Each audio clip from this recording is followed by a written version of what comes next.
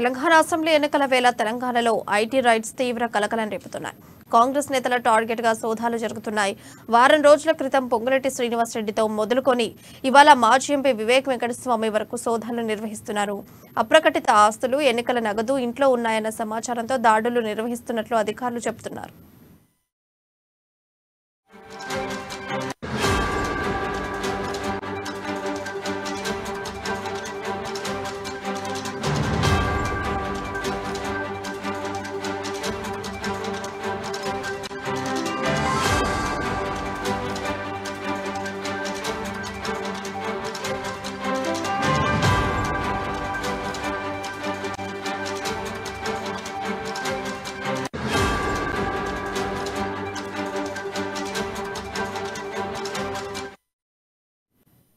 మంచిర్యాలలోని మాజీ ఎంపీ చెన్నూరు కాంగ్రెస్ అభ్యర్థి గడ్డం వివేక్ వెంకటస్వామి నివాసంలో ఐటీ సోదాలు కలకలం రేపాయి. ఉదయం 5 గంటలకు ఐటీ అధికారులు వివేక్ నివాసం వద్దకు చేరుకొని తనిఖీలు చేపట్టారు.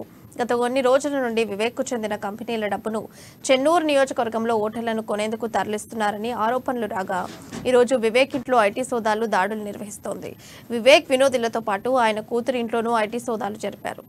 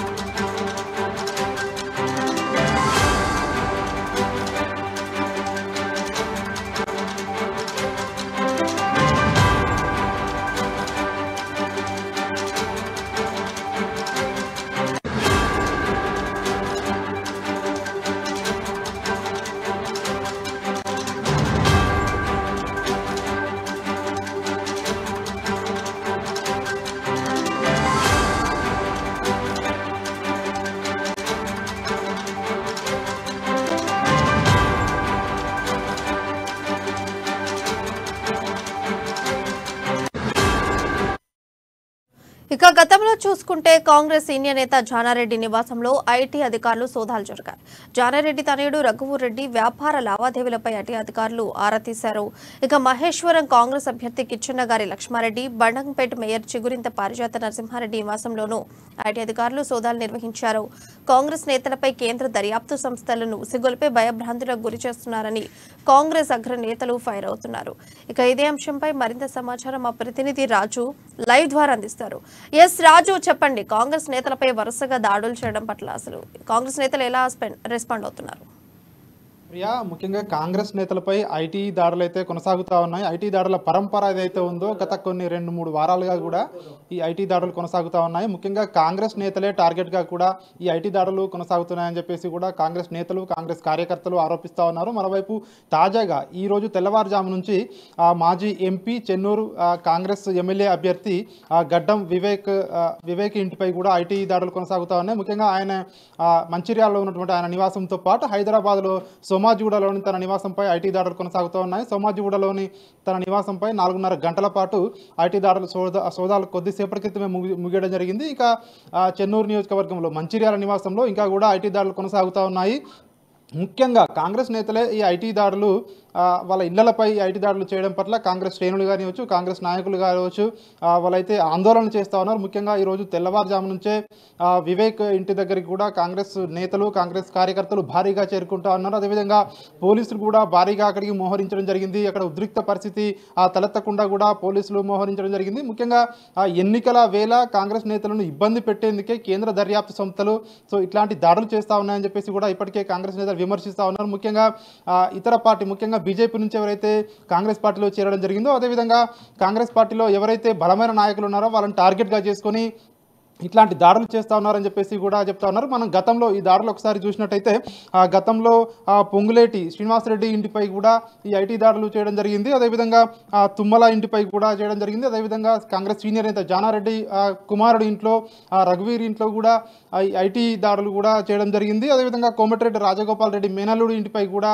ఈ ఐటీ దాడుల కలకలం రేగింది. అదేవిధంగా చూసుకున్నట్టయితే కేఎల్ఆర్ ఇంట్లో కూడా ఐటీ దాడులు చేయడం జరిగింది. మధుయాష్కి ఇంట్లో రాష్ట్రానికి సంబంధించినటువంటి పోలీసులు ఎవరైతే ఉన్నారో రాత్రంతా కూడా ఎల్బీ నగర్ నివాసంలో కూడా అతనిపై నోటీసులు లేకుండా కూడా రాత్రంతా సెర్చ్ చేశారు. ఇల్లంతా కూడా చేసి భయభ్రాంతులకు గురి చేశారని చెప్పి కూడా ఆయన కూడా ఆరోపించడం జరిగింది. సో ఇవన్నీ చూస్తూ ఉంటే కాంగ్రెస్ నేతలే టార్గెట్గా చేశారని చెప్పేసి కూడా ఏదైతే కాంగ్రెస్ కార్యకర్తలు కానివచ్చు, పార్టీ నేతలు కానివచ్చు చెప్పేదానికి బలం చేకూరుస్తున్నట్టుగా కూడా తెలుస్తూ ఉంది. ముఖ్యంగా ఎవరైతే ఇప్పుడైతే కాంగ్రెస్ పార్టీ అధికారంలోకి రాబోతుంది అని చెప్పేసి కూడా కేంద్ర రాష్ట్ర ప్రభుత్వాలు కక్షగట్టి, ముఖ్యంగా అటు కేంద్రంలో ఉన్నటువంటి బీజేపీ పార్టీ, రాష్ట్రంలో ఉన్నటువంటి బీఆర్ఎస్ పార్టీ రెండు కుమ్మక్కై ఈ కాంగ్రెస్ నేతలపై దాడులు చేపిస్తున్నాయని చెప్పేసి కూడా తీవ్రంగా ఆరోపిస్తూ ఉన్నారు. ముఖ్యంగా మంచిర్యాలలో ఉన్నటువంటి వివేక్ నివాసం వద్దకి వందలాది కార్యకర్తలు కూడా చేరుకుంటా ఉన్నారు. వాళ్ళందరూ కూడా కేంద్ర రాష్ట్ర ప్రభుత్వాలకు వ్యతిరేకంగా నినాదాలు చేస్తూ ఉన్నారు. ఇది కుట్రలో భాగమే, రాజకీయ కుట్రలో భాగంగానే ఇట్లాంటి దాడులు చేస్తూ ఉన్నారని చెప్పేసి కూడా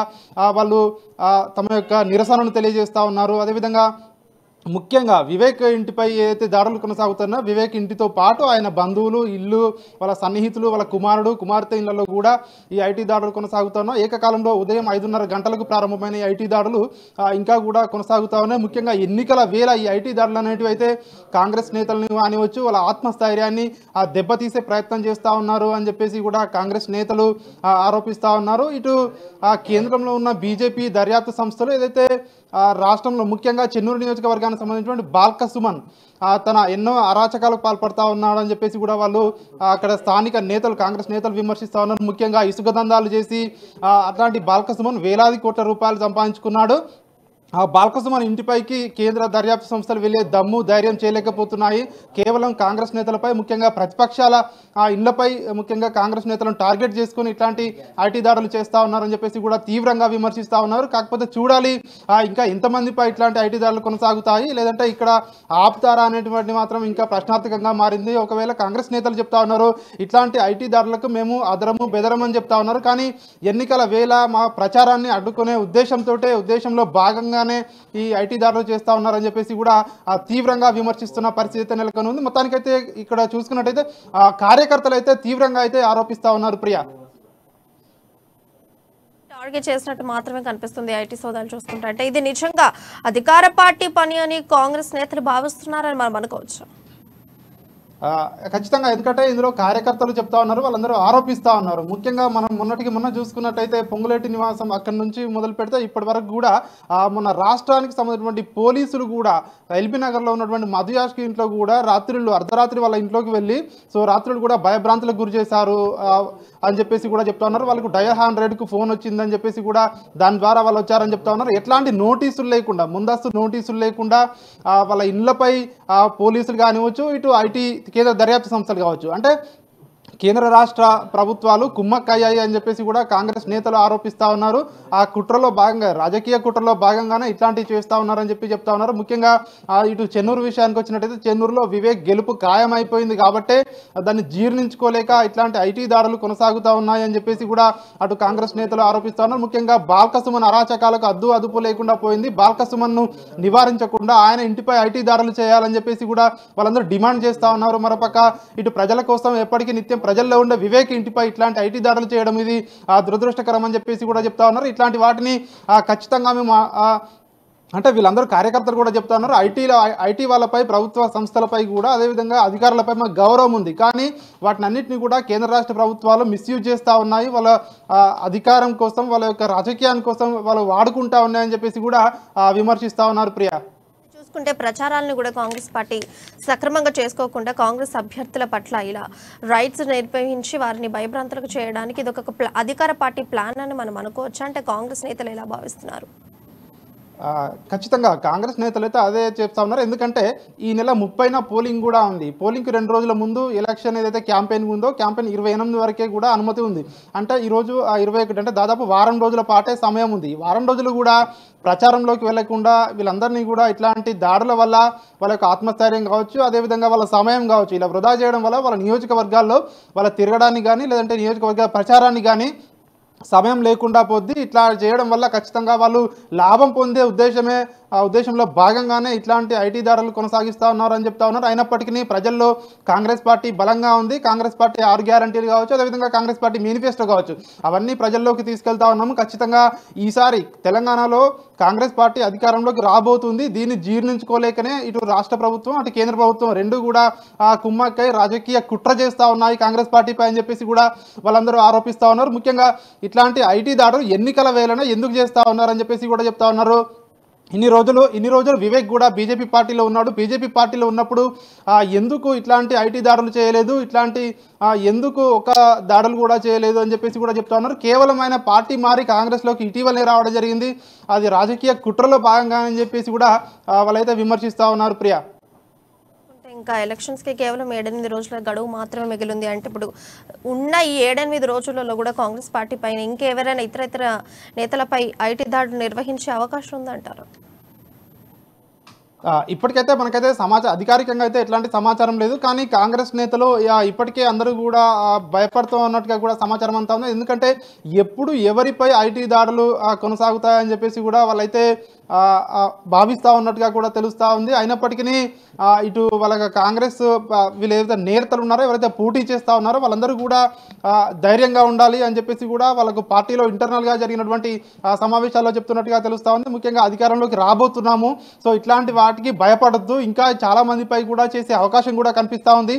ఇట్లాంటి దాడుల వల్ల మన మనోస్థైర్యాన్ని దెబ్బతీసే అవకాశం ఉంది అని చెప్పేసి కూడా వాళ్ళు పార్టీ ఇంటర్నల్గా కూడా అభ్యర్థులకు సూచిస్తున్నట్టుగా కూడా మనకు సమాచారం అంతా ఉంది. అయినప్పటికీ కాంగ్రెస్ నేతలు కూడా చెప్తా ఉన్నారు, మేము ఎట్లాంటి అవినీతికి కూడా పాల్పడలేదు, ఎందుకు ఇట్లా ఎన్నికల వేళ మమ్మల్ని ఇబ్బంది పెడతా ఉన్నారని చెప్పేసి కూడా ఇట్లాంటి ఐటీ దాడులు జరిగినప్పుడు ఇట్లాంటి అభ్యర్థులు కూడా చెప్తా ఉన్నారు. ముఖ్యంగా కాంగ్రెస్ అభ్యర్థులనే టార్గెట్గా చేసుకొని ఎవరైతే ఈ అసెంబ్లీ ఎన్నికల్లో పోటీ చేస్తూ ఉన్నారో వాళ్ళనే టార్గెట్గా చేసుకుని ఇట్లాంటి దాడులు చేస్తూ ఉన్నారు. ఇది మంచి పరిణామం కాదు అని చెప్పేసి కూడా చెప్తా ఉన్నారు.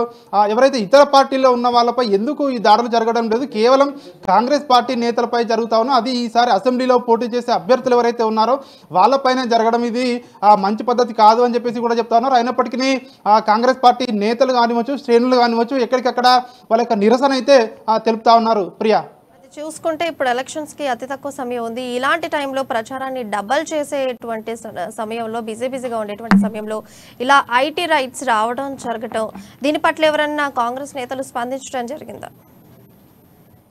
ఇప్పటివరకు అయితే కీలక అంటే రాష్ట్ర నేతలు అయితే ఎవరు స్పందించడం లేదు, ఇంకా ఇప్పటివరకు అయితే స్పందించాల్సి ఉంది. అయినప్పటికీ అక్కడ స్థానికంగా ఉన్న చెన్నూరు నియోజకవర్గంలో ఉన్న స్థానికంగా ఉన్నటువంటి నాయకులు కానివచ్చు, నేతలు కానివచ్చు, వాళ్ళందరూ కూడా స్పందించడం జరిగింది. ఇప్పటికే ఇవన్నీ కూడా రాజకీయంలో భాగంగానే చేస్తూ ఉన్నారు. ఏమైనా వ్యాపార లావాదేవీలకు సంబంధించి ఏమైనా ఐటీ దాడులు చేయాలంటే ఇప్పుడే గుర్తుకు వచ్చాయి వాళ్ళకు అని చెప్పేసి కూడా అంటున్నారు. మరొకటి బీజేపీ పార్టీలో కేంద్ర అధికార పార్టీలో ఉన్నప్పుడు కానీ ఆ అధికార పార్టీలో ఉన్నటువంటి నాయకులపై కానీ ఎందుకు ఇట్లాంటి దాడులు జరగవు అని చెప్పేసి, అదేవిధంగా రాష్ట్రంలో ప్రతిసారి బీజేపీ పార్టీ రాష్ట్ర నేతలను అవినీతి చేశారని చెప్పి విమర్శిస్తూ ఉన్నారు. మరి ఎందుకు వాళ్ళపై ఇట్లాంటి ఒక్క దాడి కూడా జరగడం లేదు? ముఖ్యంగా అధికార పార్టీ ఎమ్మెల్యేలపై కావచ్చు, మంత్రులపై కావచ్చు, ముఖ్యంగా ముఖ్యమంత్రి కుటుంబంపై కావచ్చు, ఎందుకు ఇట్లాంటి దాడులు జరగవు?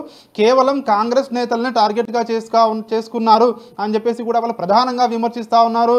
ముఖ్యంగా ఇది కేంద్ర రాష్ట్ర ప్రభుత్వాలు వీళ్ళిద్దరూ ఒకటే అనడానికి ఇదే సాక్ష్యం అని చెప్పేసి కూడా అక్కడ ఉన్న కార్యకర్తలు కానివచ్చు, నాయకులు కానివచ్చు, వాళ్ళు తెల్లవారుజాము నుంచే వివేక్ ఇంటి దగ్గరికి చేరుకొని వాళ్ళ యొక్క నిరసన అయితే తెలియజేస్తా ఉన్నారు. Priya, thank you Raju for your live updates.